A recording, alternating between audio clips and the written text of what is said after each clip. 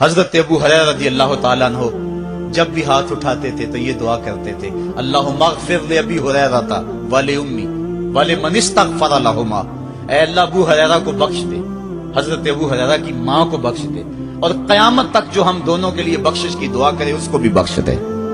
حضرت امام محمد بن سیرین ایک بزرگ ہوئے تابعی، جب بھی دعا کرتے تھے یہ دعا ضرور کرتے تھے، اے اللہ ابو ہریرہ کی بخشش کر دے۔ کسی نے کہا کہ تمہیں ابو ہریرہ رضی اللہ تعالیٰ عنہ ان کی ماں سے بڑی ہمدردی ہے، کہا ان سے جو ہمدردی ہونی ہے وہ تو ہونی ہے۔ انہوں نے کہا ہوا ہے اللہ ابو ہریرہ اور ان کی ماں کو بخش دے، جو ان کے لیے دعا کرے اس کو بھی بخش دے۔ تو میں دعا کر کے اپنی بخشش پکی کر رہا ہوں۔ تو والدین کے لیے دعا کرنا اللہ کی رحمت کو دعوت دینا ہے۔ تو فرمایا کہ جاؤ اویس بن عامر کو جانا اور جا کے اس کو میری امت کے لیے دعا کا کہنا۔ حضرت سیدنا عمر فاروق حضرت علی المرتضیٰ گئے، جا کے ڈھونڈا تلاش کیا، اویس بن عامر ملے، حضور کا سلام کہا، بس پھوٹ پھوٹ کے رونے لگے۔ کہا بتاؤ میرے رسول کے لبوں پہ میرا نام کیسے آیا تھا؟ حضور میرا جب تذکرہ کرتے تھے کیسے کرتے تھے؟ یہ درد دیکھا تو بولے کہ کیا آپ اتنی محبت رکھتی ہیں تو پھر ملنے کیوں نہیں آئے حضور؟ اتنا جو پیار رکھتے ہیں تو زیارت کرنے کیوں نہیں آئے؟ تو حضرت اویس کرنی نے بات کے رخ کو بدلا، کہا تم نے میرے رسول کو دیکھا؟ تم نے میرے رسول کی زیارت کی ہے؟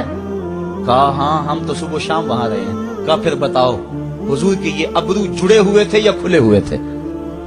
اب دونوں حیران ہو گئے۔ کہا تم نے تو دیکھا میں نے تو دیکھا نہیں، تم بتاؤ نا، پھر میں تو گیا نہیں، مجھے کہتے ہو گیا نہیں، تم بتاؤ حضور کے ابرو جڑے ہوئے تھے یا کھلے ہوئے تھے؟ حیران ہیں، کہا حضور آپ ہی بتلائیے۔ کہا کوئی دور سے دیکھتا تو جڑے ہوئے نظر آتے، قریب آ کے دیکھتا تو کھلے ہوئے نظر آتے۔ یہ وہ ہے جو ماں کی خدمت کرتا رہا اور حضور کے دربار میں حاضر نہیں ہو سکا، لیکن حاضری اس کی تھی، وہ جہاں بھی تھا وہ نبی کے قرب میں تھا۔ تو اس لیے ماں باپ کی خدمت اتنا بڑا وظیفہ ہے۔ حضرت بایزید بستامی کہتے ہیں میں نے حق معاف کروا لی اپنی ماں سے، کہ ماں تیرے حق ادا کروں یا اللہ کے حق ادا کروں؟